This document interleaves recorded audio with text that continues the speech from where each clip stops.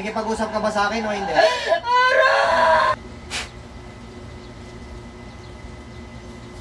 Masakit po ba ito? Hindi po. Hindi po, hindi. Pag diniinan po. Hindi po, hindi po. Okay. Pangalan? John Derek Marcilia Derder. Okay.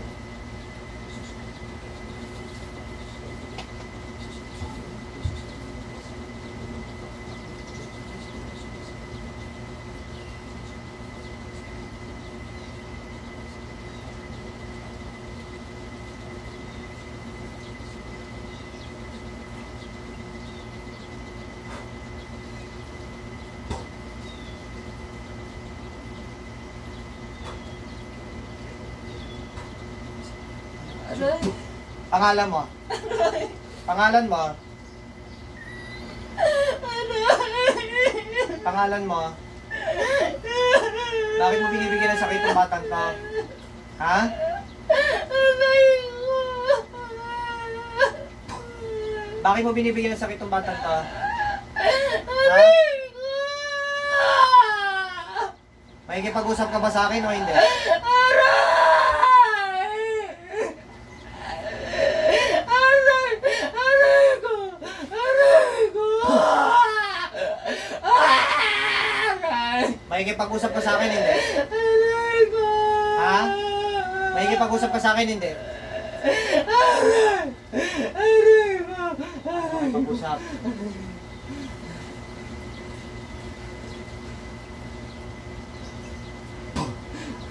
Ano? Makikipag-usap ka sa akin hindi? Ha?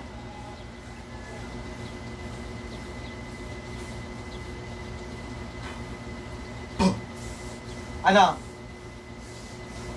Ano? Makikipag-usap hindi?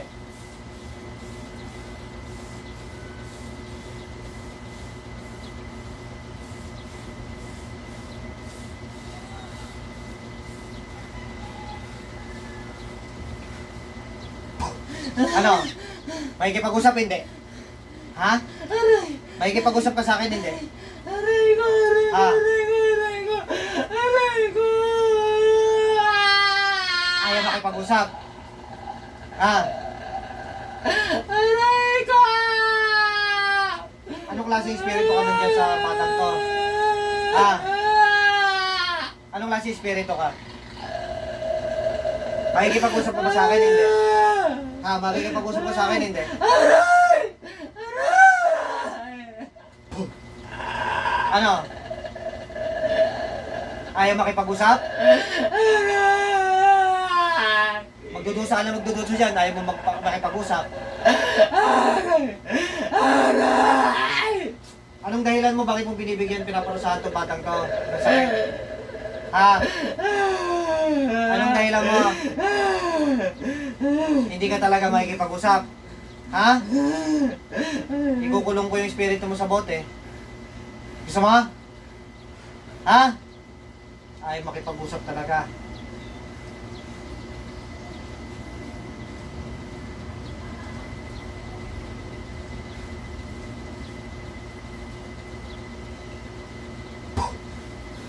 Ano? Oh, sige, tinisin mo yan.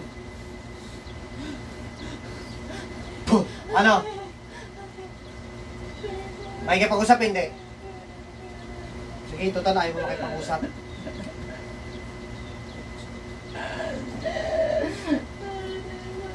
Ano? Pinagbibigyan pa kita pagkakataon na mabuhay. Makikipag-usap ka hindi? Magdudusa ka na magdudusa habang buhay kapag kinulong kita sa ano ha?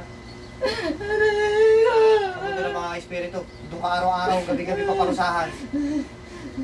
Gusto mo? Ha? Mas gusto mo yung ganon? Sige.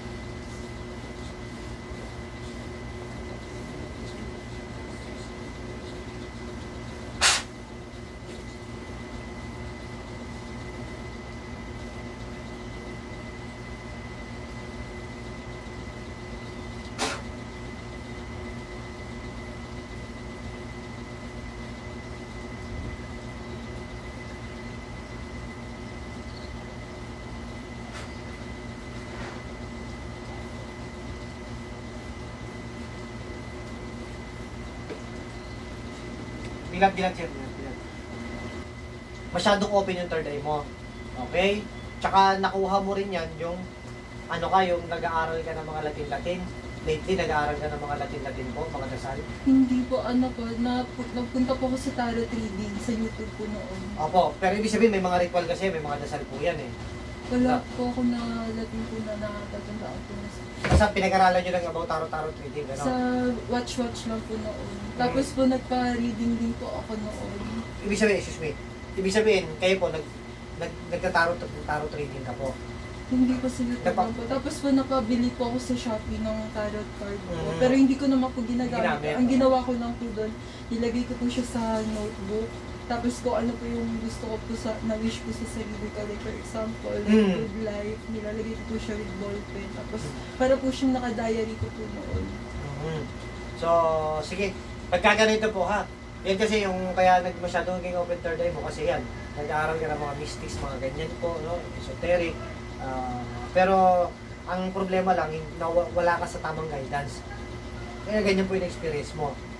Kaya na-open din yung third eye mo. Actually, bata ka pa lang, open na third eye mo, kaya ganyan po. Nakakita ko. Kaya, ang pinakaano na lang, lahat ng advice susundin ko.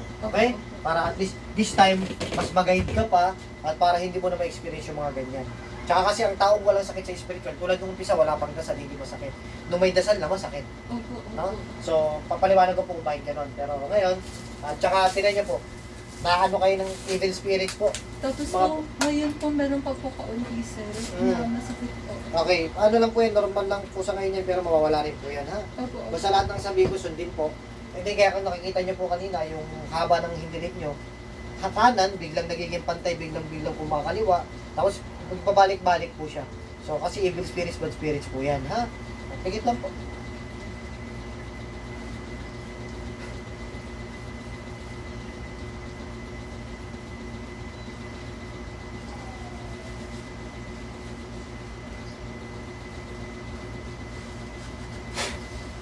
Sige, dilat po. Pakiubos po dito. Ubusin po.